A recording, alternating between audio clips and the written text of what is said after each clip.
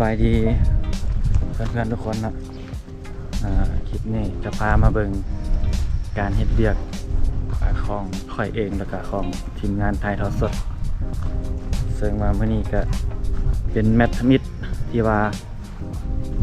การแข่งขันลาวลีกเนาะหรือว่านำทายูไนเต็ดเฮาแข่งขันอยู่ในบ้าน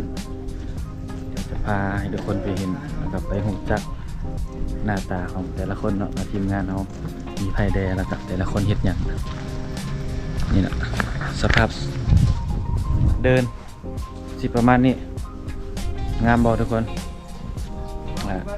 หน้าข่อยอาจจะดำได้ก็ยามมันเนาะแต่ว่าวิวงามกับพรแบบสี่ลาวลีก1ฤดูกาล2025-2026สนามพร้อมกับหน่วยภูมิใจเสนอครับเพราะอันนี้คือหลวงน้ำท่าให้โม่ได้หน่อยนึงเนาะหลายคนติดตามก็อาจจะฮู้ดีเนาะสำหรับลาวลีกและใครที่ยังบ่ทันติดตามก็เบิ่งคลิปนี้แล้วก็สามารถติดตามไปพร้อมๆกันโอ้ได้เครื่องเสียงมาใหม่พร้อมแบบนี้นี่เนาะทีมงานตากล้องมือสุดท้ายของหลวงน้ำท่าเนาะกอละเกียรตินั่นเองเนาะบุ้ยไปเอาแล้วก็เลยได้เอามาแล้วนี่ตากล้องมือหนึ่งเนาะมือหนึ่งมันอาจเป็นมือหนึ่งของรองไทยนะหลวงน้ำท่าเนาะกำลังเสร็จกล่องอยู่คือแต่ละคนก็จะมีหน้าที่ที่แตกต่างกันไปเนาะส่วนมาอันนี้อาจารย์เนาะอาจารย์ใหญ่เฮามือวางอันดับหนึ่งคอมบ่แปลงละจิบ่แปลงแอร์แทนบ่แปลงซองลมแทนเนาะเดี๋ยวมีแม่ทางวอล์กไปดิสโตรีรอป่ะดับแล้วรอป่ะอาจารย์รอป่ะขาวจั๊วมาทางนี้ดำปึ๊กครึ่งเป็นยังเนาะดำกับยามันไฟมีมับนิดนึงเดี๋ยวค่อยปรับเนาะตัวนี้ออโต้อยู่เอาซื้อยังสบายดีซื้อยังที่กอละเกียรติแล้ว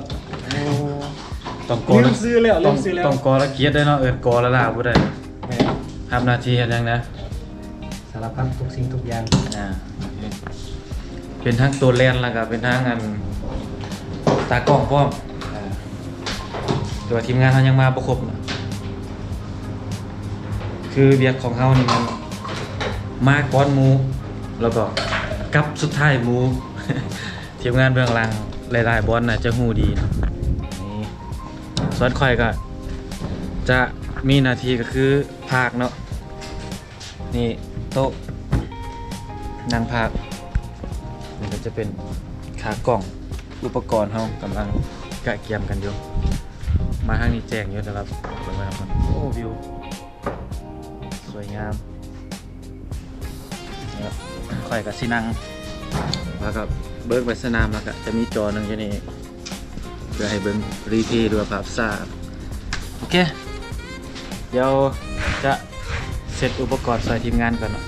เดี๋ยวเป็นจังไดแล้วก็สิมาถ่ายให้เบิ่งใหม่ทุกคนตอนนี้เราก็เสร็จอุปกรณ์เกือบแล้วเนาะ 90% ตอนนี้ก็กำลังเสร็จความพร้อมทางด้านทางในมาแนะนำแต่ละคนก่อนเนาะซื้อหยังสบายดีน้องซื้อจริงเฮ็ดหน้าที่หยังเฮ็ดหน้าที่ไหลสดปิดกล้องบ่แม่นล่ะโอเคตากล้องเนาะถือว่ามือใหม่หรือว่าน้องใหม่เฮานั่นเองมาขับน้องเนาะนี่เด้อสบายดีเด้อสบายดีซื้อหยังซื้อบ๊อบเลยมาเสียบ่หรือว่ามาเอาประสบการณ์มาเอาประสบการณ์ในงานนะช่วยๆกันไหมโอเคน้องๆทีมงานเฮาเนาะทางด้านในนี่ยังเต็มเลยเนาะนี่โอ้เสื้อเขียวจังปางนี่แนะนำไปแต่ละคนมันหนาขาวได้ป่ะซื้อหยังเนาะซื้อตุนเฮ็ดหยังเนาะเฮ็ดหยังโอ้ยเบิ่งละลายแน่นอน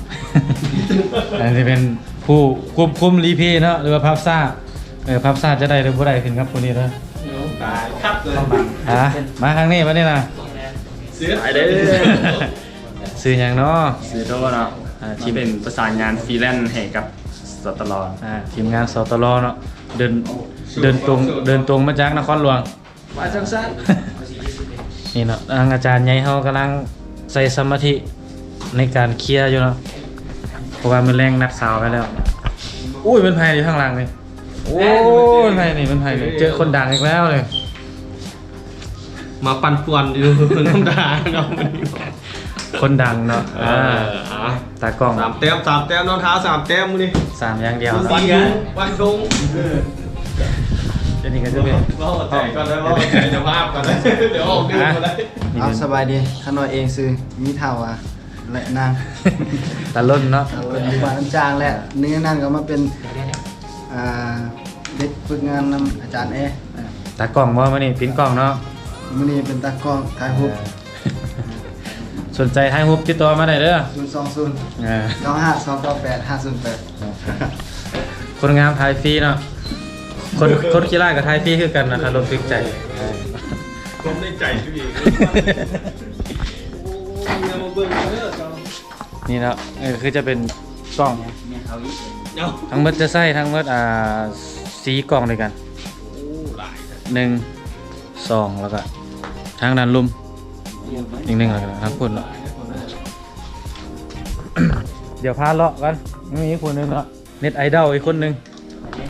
นี่ก็เป็นตากล้องที่ว่ามาสบายดีเนาะซื้อหยัง สบายดีซื้อคำล่า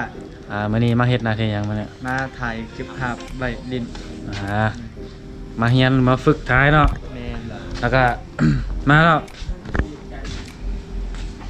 ทีมกาหัวเสือกระจอกเนาะสบายดีซื้อหยังเนาะ สบายดี ปีมาข้างนี้แม่งาม แม็กเด้อ เฮ็ดหน้าที่หยังมาเนี่ย น่าจะจับกล่องตึงโทรศัพท์ สวิก ซื้อ โอเค ไปดิวกับภาพซ่าเด้อภาพซ่าจะงามบ่งามขึ้นกับผู้นี้กับผู้ซื้อตุนนั่นเด้อคันบ่ได้ภาพซ่าเราด่าเขาเนาะบ่ต้องมาด่าหมดทีมงาน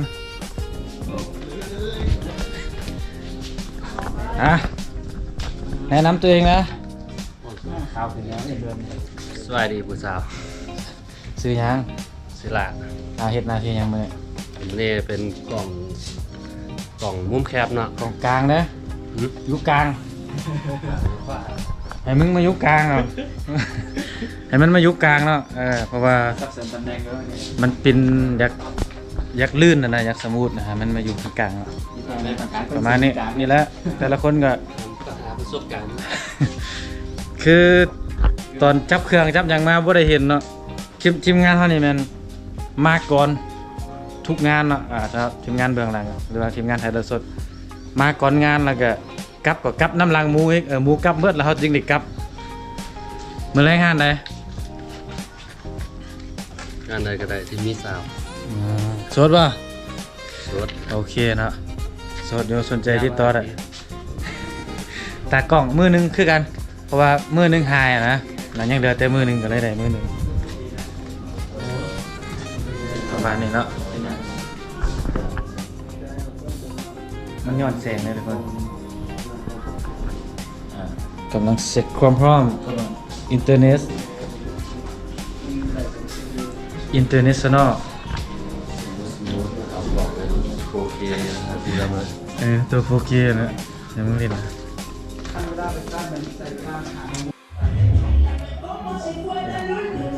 งานเรากำลังขุดเกี่ยว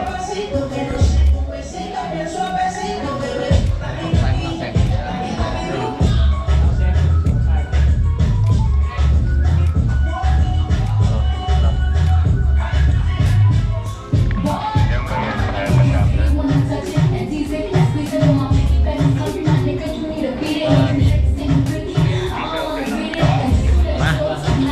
เดี๋ยวพาไปลงนักกีฬาไปเนี่ยกับของเชียร์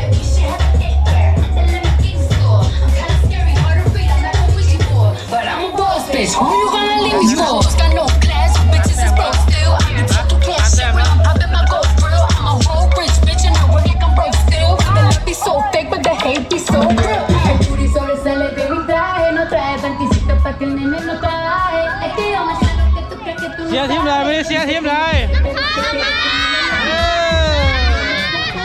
น้ำท่าชนะบอลมาเนี่ยโอเคเอาบอกพร้อมกันน้ำท่าสู้ๆ1 2 3ไปเลยเยี่ยมเนาะจะเป็นผลของเชียร์ของน้ำท่าอยู่ในเต็ดเนาะคือมีแต่คนขาวๆเนาะจังไหนจะไปอยู่ทางไหน ยกฟังนี่ดื้อฟังคนเลยจัดไปครับมายางเลาะทุกคนสภาพบรรยากาศนี่ก็จะเป็นคุณพลรักเนาะอันนี้รักในกีฬาแห่งชาติเนาะเป็นรักในนภายูไนเต็ดชื่อบอสนี่ชื่อบอสใครเนี่ย สบายดีคนดังเนาะ อันนี้ไอดอลเนาะ โอ้เสือลอยๆเสือลอยๆพวกแม่โอ้ เป็นยังไงสวดบ่ ลูกซองจ้ะ สวดลูกสองเป็นยังไงความพร้อมของทีมมั้ยเนี่ย โดยรวมก็ถือว่าเฮ็ดไอ้น้องเขาเต็มที่เนาะเป็นการฝึกซ้อมก็ถือว่ามื้อนี้ก็แน่นอนก็3แต้มอย่างเดียว ลมงัวเนาะ ผมว่า 3 แต้มลมงัวพาโลกันเนาะ โลได้ดิประธาน ได้ อ๋อ 20,000 ทิศนี้เลยโลเบิ่งสนามแล้วทุกคนเนาะฮ้อนบ่มือหนึ่งเขาโอ้ยังยอดแสงเลยอาจารย์มือหนึ่งเขาฮ้อนหลายแล้วไปยอโคตรสร้างอันนั้นกัน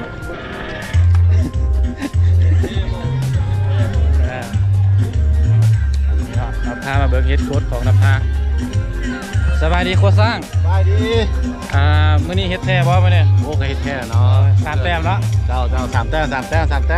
ดไป3 แต้มในบ้านเนาะทุกคนตอนนี้นักกีฬากำลังวอร์มอัพย่างเลาะก่อนตอนนี้นี่นำทัพโดย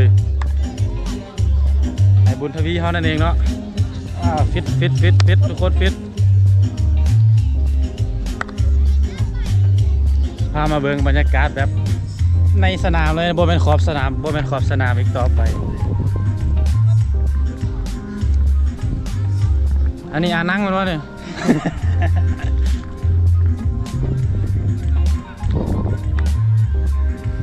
นะครับตัวตึงเข้ากันมาแล้วอันนี้อนุพรวะเนี่ยอนุโศกอนุใส่เลยเนาะสบายดีเด้อเนี่ยนะครับมือหนึ่งนำทาเขา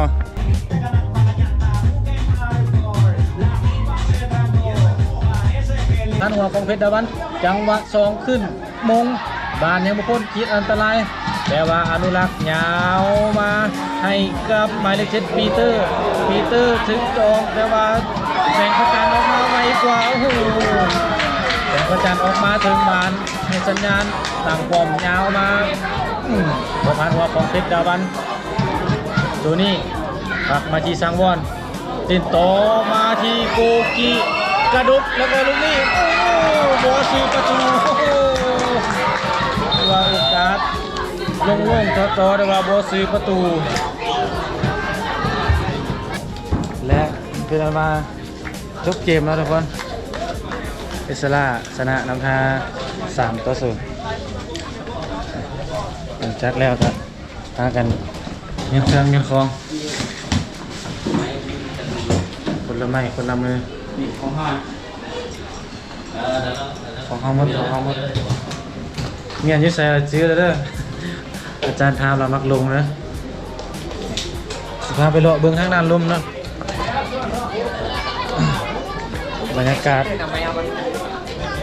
ไปรักทายเอาไหมรักทาย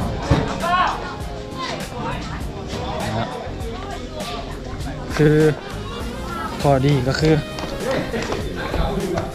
สิครับแล้วเดี๋ยวถ่ายรูปมันไอ้บุยครับของอาจารย์ไหนนะถ่ายให้ได้เดี๋ยวเองครับนี่เนาะพอดีก็คือน้องเขาเจ้าได้มาเห็นนักกีฬารุ่นอ้ายเนาะ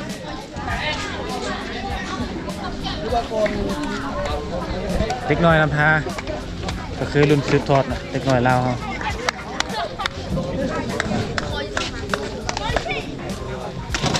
นี่ก็ทีมงานเนาะที่ว่าแล้วกันยังบ่แล้วเนาะตอนนี้ยังอยู่อีกไปติดตามแล้วบ่ซ่องไงนะซ่องยังลาบได้ยังรอลิงกินเด้อไปยังไงดีครับโอ้ลืมมาสติกเกอร์มาแจกเนาะนี่เนาะคือบรรยากาศน้องๆลายเนาะ มาดีครับ เป็นยังไงประธาน มวนซูซี่เก็บซูซี่ นะ ซูซี่ข้างหลังเขาไม่ใช่ซูซี่ข้างหลัง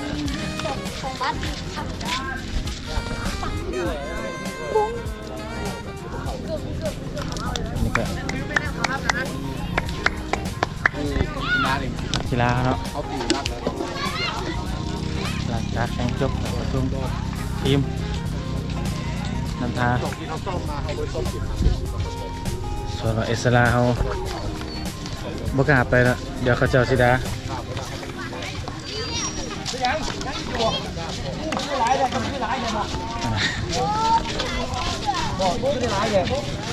นี่ครับคนดังมีตัวน้อยตัวจิ๋วคออะไรสินะ ขอบใจ ก็มาดีครับ ก็มาดีครับ ได้เมดเนาะก็มาดีครับได้เมดใจได้หมดนี่ยังโมโหจ้ะเบิ่งกันบรรยากาศดีทุกคนยามแรงที่หลวงมันทาแต่ว่าทางนี้ย้อนเสียงมืดเลยเอาทางนี้แจ้งอยากให้ทุกคนได้เห็นวิวยามนี้ได้งามเลย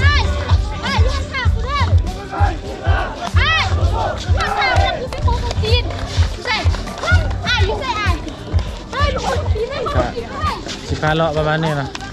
บูฮูว่าหลายคนก็ยังเสียงอยู่บ่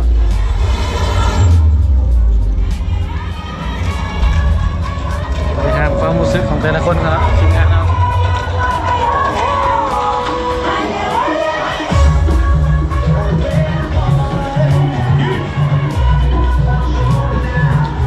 รู้สึกยังไงสุดยอดสุบเซ่อันนี้ก็เป็นเอสลาเนาะ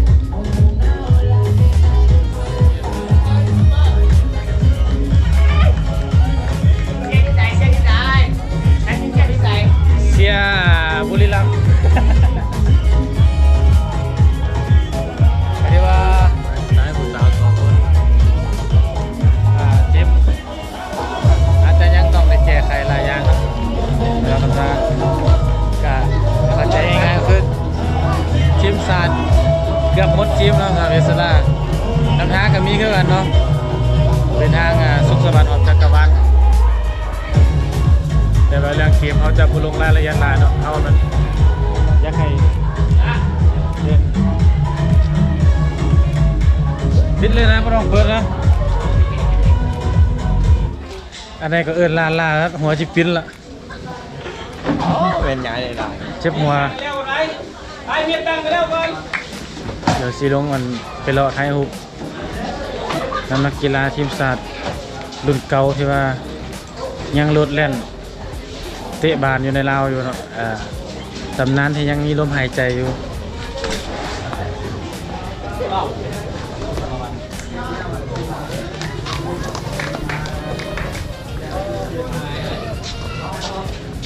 หายว่าทำประกันเด้อ ไม่ยังหายจ้าแนท เมียหาย เมียหายแล้ว เมียหายได้ไปซอกแล้วเนี่ยอื่นหายเพราะได้แล้ว เพิ่นรู้ว่ามีหันบอกให้เก็บขี้เนี่ยเด็กน้อยนี่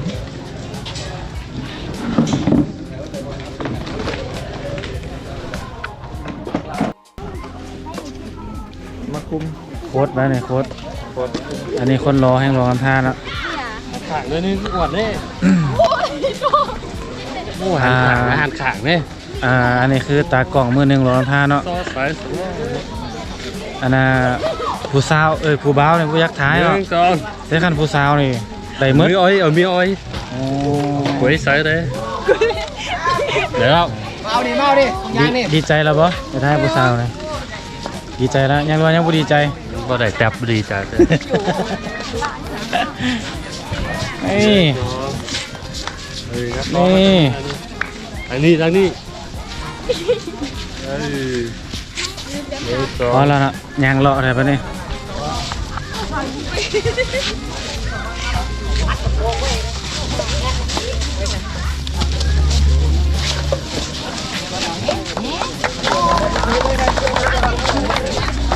สมปองพี่น้องไปทางนี้พี่น้องไปทางหลังถ่ายรูปไปเลย